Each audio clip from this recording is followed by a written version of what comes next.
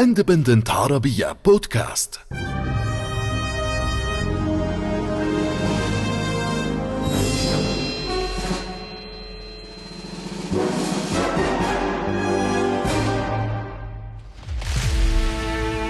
بودكاست حكاوي، إعداد رهف عصار وتقديم حسن البطي. بودكاست حكاوي. لطالما ارتبط الكنز بالجزيرة، فتغنت الأساطير وكتب في الروايات عن جزيرة الكنز المفقود وقناطير الفضة والمجوهرات والنعيم الموعود. لكن هناك بحراً سرق هذا اللقب من الجزر وتوج نفسه به لقرون طويلة وعهود سحيقة، فكان منذ قديم الزمان درة تاج الخيرات التي يسعى نحوها البشر، من الأسماك والكافيار قديماً إلى النفط واليورانيوم والذهب والغاز حديثاً. بحر لأجله شنت الحروب واستمرت. بحر حكايتنا لهذا اليوم بحر قزوين، بحر الحروب.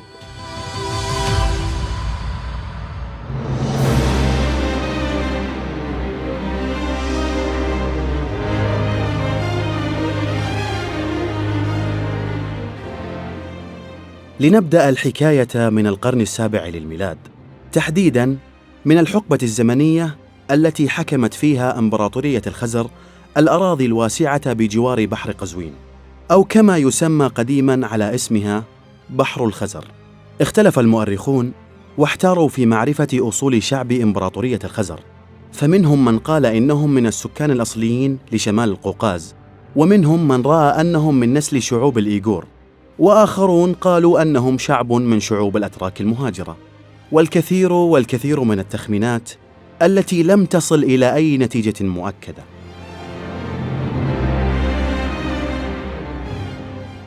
توسع إمبراطورية الخزر الذي امتد من بحيرة يوان بجوار بحر قزوين، ومن البحر الأسود إلى كييف، ومن بحر آرال إلى المجر، أكسبها موقعاً استراتيجياً وبالتالي دوراً مهماً في الأحداث التاريخية في تلك الفترة، فكانت مجاورة للقوى العالمية الكبرى آنذاك كإمبراطوريتي فارس والروم والدولة الإسلامية ولاحقاً الدولة البيزنطية.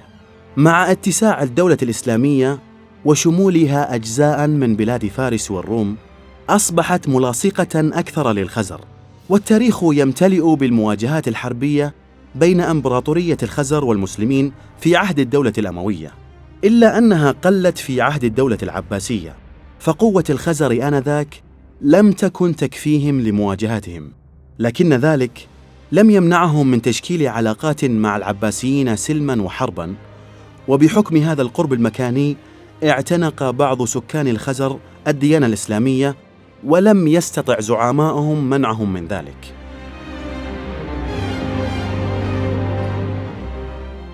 شعب إمبراطورية الخزر وهم وثنيون في الأصل، اعتنق بعضهم الإسلام كما ذكرنا، وبقي بعضهم الآخر على وثنيته، إلا أن للديانة اليهودية نصيباً من هذه الإمبراطورية، فبدأت اليهودية تنتشر فيها حين اعتنق أحد زعمائهم واسمه بولان اليهودية، وتبعه في ذلك حاشيته وبعض من شعبه. وتذكر المصادر التاريخية أن اعتناقه اليهودية كان من أجل أن يبقى بعيداً عن صراع المسلمين والبيزنطيين النصارى آنذاك. وبالعودة إلى بطل حكايتنا بحر قزوين أو الخزر، نجد أنه شكل ركناً أساسياً في اقتصاد هذه الإمبراطورية، وبالتالي قوتها السياسية في المنطقة، فاستفادت من ثروته السمكية الضخمة، وفرضت ضريبة 10% على كل قافلة وسفينة تجارية تمر عبره، وبالطبع أكسبها موقعها أولوية في التحكم بالعديد من الطرق التجارية بين أوروبا وآسيا.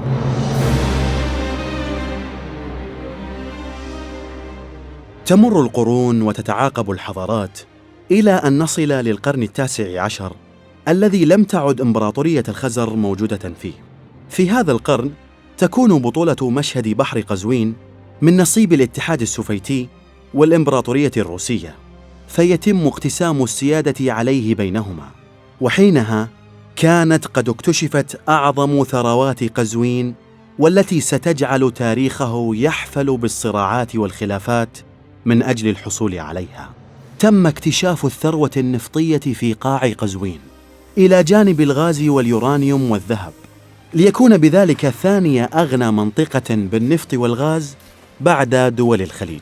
الوضع القانوني لبحر قزوين كان محدداً آنذاك باتفاقيات تتعلق بتنظيم الملاحة وحق الصيد لكل من روسيا والاتحاد السوفيتي، ولم توجد اتفاقيات بشأن الثروة النفطية، ولم يوجد صراع يذكر بينهما عليها.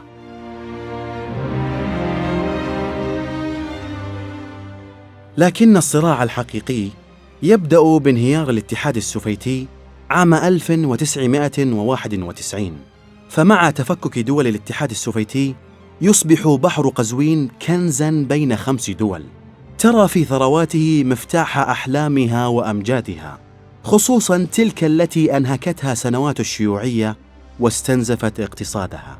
فيصبح بحر قزوين يتوسط روسيا، أذربيجان، إيران، تركمانستان وكازاخستان، لتبدأ بذلك 20 عاماً من الصراع الاقتصادي والسياسي حول اقتسام هذا البحر وحصة كل بلد من كنزه الدفين.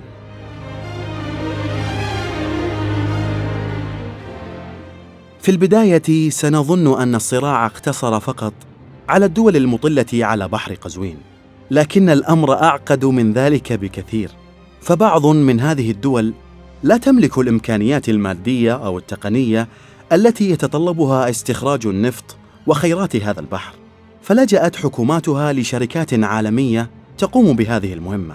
بالتالي دخلت أطراف جديدة في الصراع ولها مطامعها بالتأكيد، كالولايات المتحدة والصين ودول الاتحاد الأوروبي.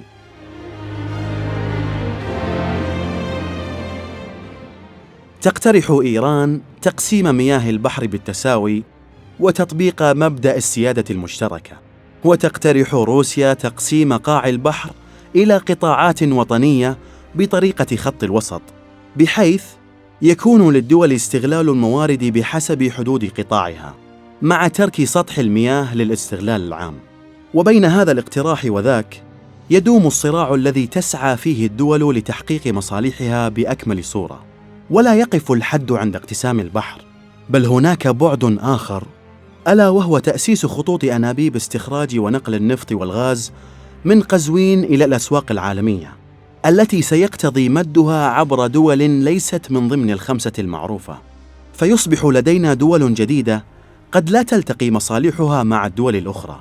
فمثلا يتم اقتراح خط يعبر روسيا وصولا للبحر الأسود، فترفضه أمريكا لأنه سيعطي روسيا حق التدخل في خط الأنابيب، وخط آخر يعبر إيران وصولا لدول الخليج، لكنه يقتضي تفاهم الأمريكان مع الإيرانيين، ونظرا لعلاقتهما يرفض هذا الاقتراح أيضا.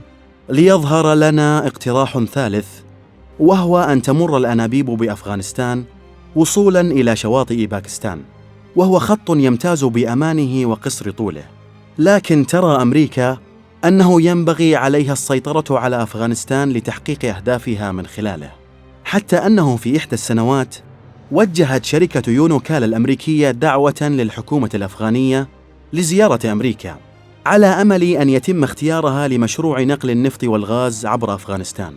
وبالفعل يذهب الوفد إلى أمريكا ويعود لحكومته عارضاً عليها الاتفاق، فترفضه أفغانستان نتيجة اختلاف موقفها من الولايات المتحدة.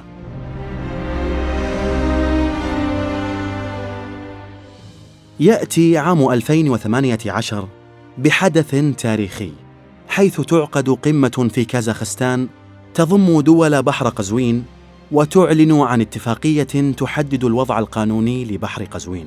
تنص هذه الاتفاقية على أن سطح المياه سيكون استخدامه مشتركاً بين الدول ال5، وما تحت القاع يتم تقسيمه إلى أقسام متجاورة ومتساوية وفقاً للقانون الدولي.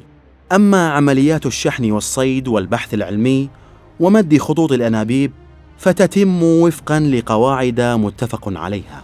وتمنع الاتفاقية استخدام أراضي أي دولة مطلة على قزوين للإضرار بأمن الدول الأخرى.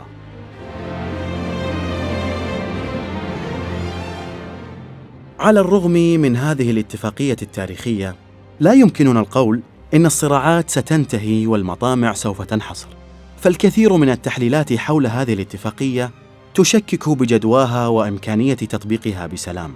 فالمستقبل الجديد الذي تنتظره الدول الخمسة قد لا يتحقق لجميعها، كون أمر قزوين لم يعد ينحصر بينها، والرغبة في التحكم فيه لم تعد تقتصر على من يقع على شواطئه فقط. فماذا سيكون مستقبل هذا البحر الأناني الذي يحمل في أحشائه كنوزاً ثمينة لكنه لا يهبها لأحد، بل يغرق كل من يحاول الاستفادة منه في صراعاته؟ هل سيستمر هذا الأمر عقوداً وقرونا مقبلة قد تجعل نفطه في المستقبل البعيد بلا قيمة في حال اختلفت موازين العالم مثلاً وتم الاتجاه للاعتماد على الطاقة النظيفة؟ إلى متى ستتمسك الدول بوعد هذا الأناني بمستقبل مشرق ومزدهر؟ كثير من الأسئلة وكثير من التوقعات التي قد تبدو مستحيلة الحدوث، لكن من يدري؟